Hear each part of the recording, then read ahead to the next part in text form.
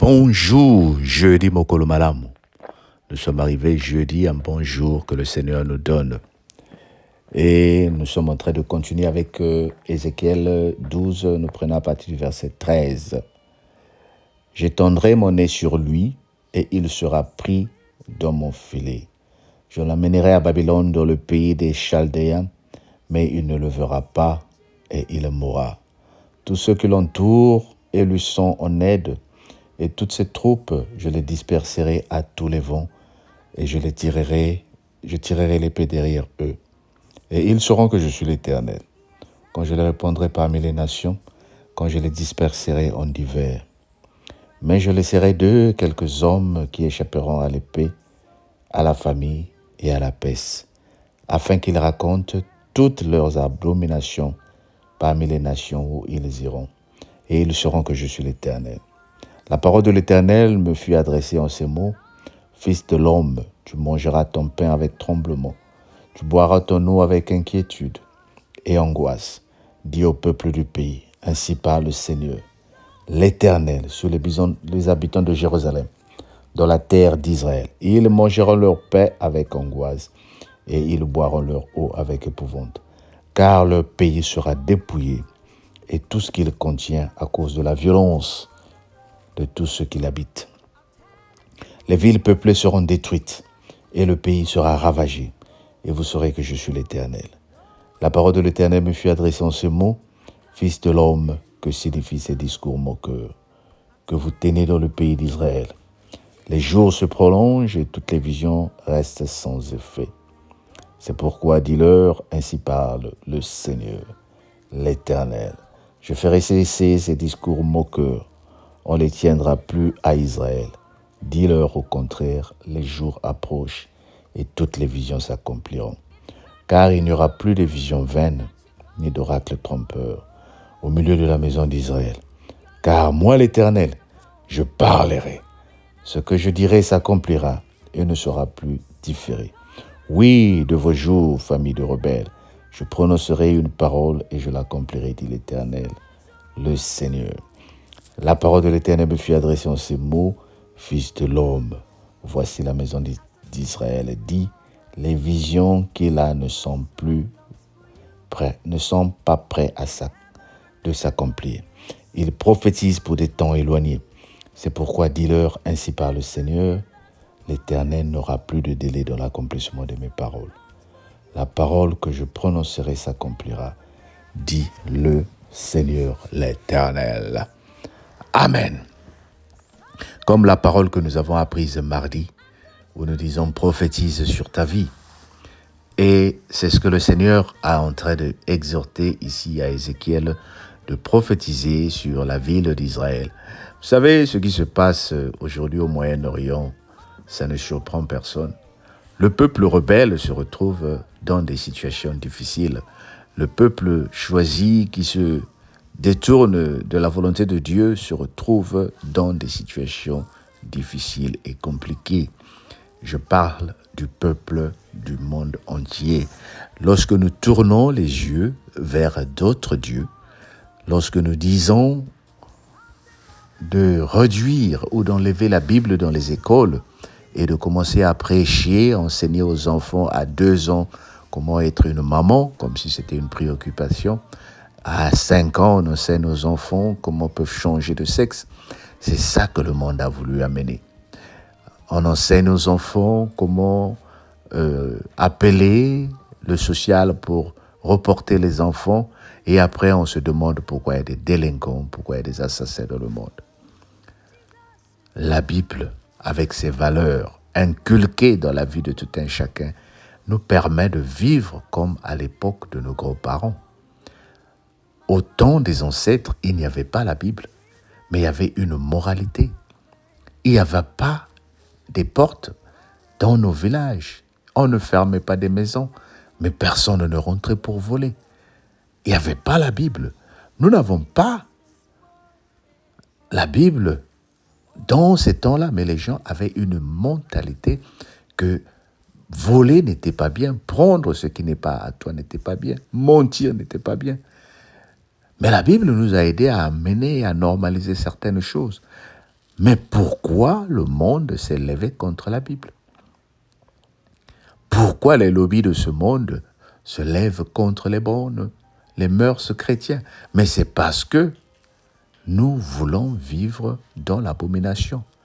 Nous voulons vivre dans l'abomination, comme disait l'élu président des États-Unis, qu'ils sont en train d'encourager les enfants de moins de 16 ans de commencer à changer de sexe pour que leur compagnie qu'ils ont créée se fasse de l'argent, pour que les compagnies pharmaceutiques, les hôpitaux privés qui se sont créés se fassent de l'argent. Bien aimé, ce n'est pas pour le bonheur de ces enfants qui changent de sexe, c'est pour qu'ils aient leur argent, qu'ils contrôlent le monde. Oh bien-aimés, nous devons nous révolter. Nous devons nous lever pour dire non à ce que le monde a voulu nous enseigner. Le mouvement qui a commencé aux États-Unis, où ils sont en train de ramener les Bibles dans l'école, doit s'installer en Europe, en Afrique. Réveillons-nous, repartons vers les bonnes mœurs, où nous savions qu'il y avait papa et maman et les enfants, où nous ne connaissions pas papa et papa. Et quand il y a papa et papa, on essaye même d'aller adopter les enfants. Bien-aimés, réveillons-nous contre certains mœurs. Prophétisons la famille. Parce que l'objectif de ces cultures-là, c'était de détruire la famille.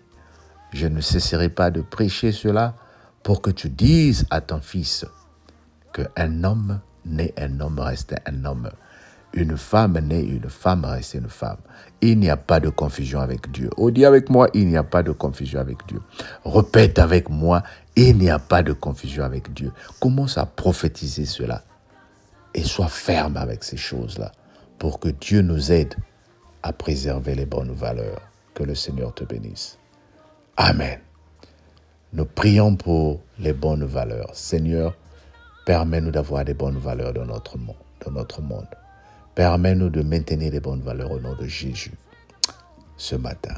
Amen. À midi, nous prions pour que le Seigneur nous aide à réaliser nos projets, l'achat des maisons, commencer des business, réussir à l'école, résoudre tout ce que nous avons comme situation difficile. Prie pour cela à midi. Et le soir, je te demande particulièrement de prier pour la maison de Papa Alain et Maman Sylvie. Que le Seigneur nous bénisse et que nous accorde la grâce. Nous avons un projet que nous voulons réaliser et nous avons besoin de ta prière. Prie pour nous qu'avant la fin de cette année, nous disons Dieu nous aime. Nous sommes en train de vouloir réaliser ce projet, que le Seigneur nous accorde la grâce. Prie pour nous et le Seigneur le fera au nom de Jésus. Amen. On se dit à demain. Bye bye.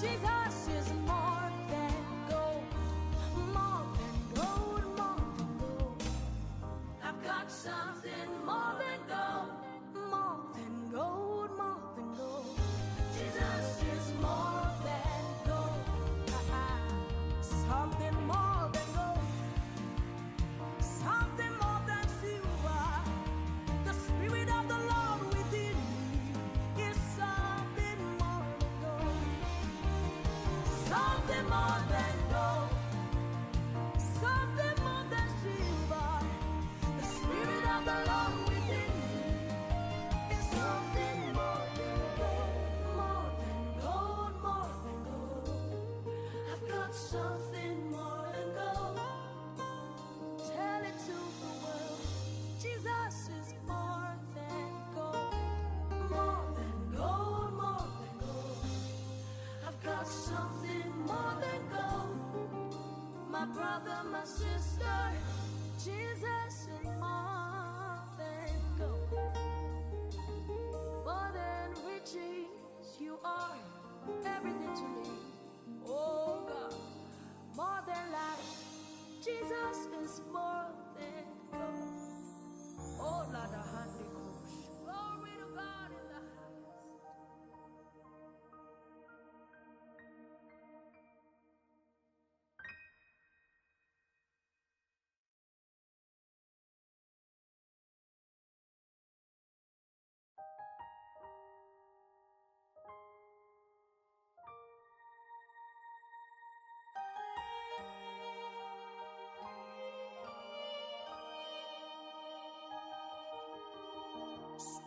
Jesus, you're the wind beneath my wings.